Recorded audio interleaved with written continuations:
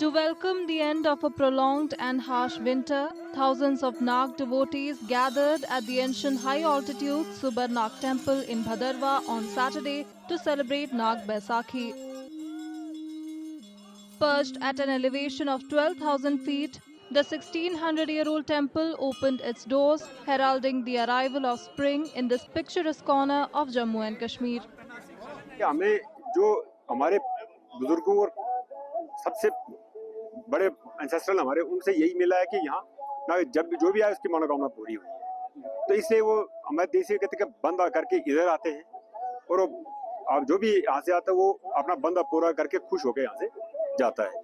तो यहाँ से नाग कल्चर शुरू होता है। ये 5 महीने इसके कबाड़ बंद रहते हैं। जब कबाड़ बंद हो जाते हैं तो उसके बाद यहाँ का कोई इधर आना जाना नहीं होता है। तो ये बैसाखी का फर्स्ट मेला है जहाँ से ये नाग कल्चर शुरू होता है और ये 7 महीने तक लगातार ये आगे चलता रहता है। Devotees undertook a challenging 12-kilometer trek up a steep hill to reach the temple and offer prayers. The local administration said adequate security arrangements were in place as devotees from across the region gathered to take part in the sacred celebrations. लोग यहाँ पे भारी मात्रा में आते हैं, लगभग 8 से 10 हजार लोग आते हैं जो कि पूरे चिनाब वैली से आते हैं यहाँ पर लोग। और ये एरिया भद्रवा से कोई 25 से 30 किलोमीटर की दूरी पर है। लोग पैदल चलकर यहाँ पर आते हैं।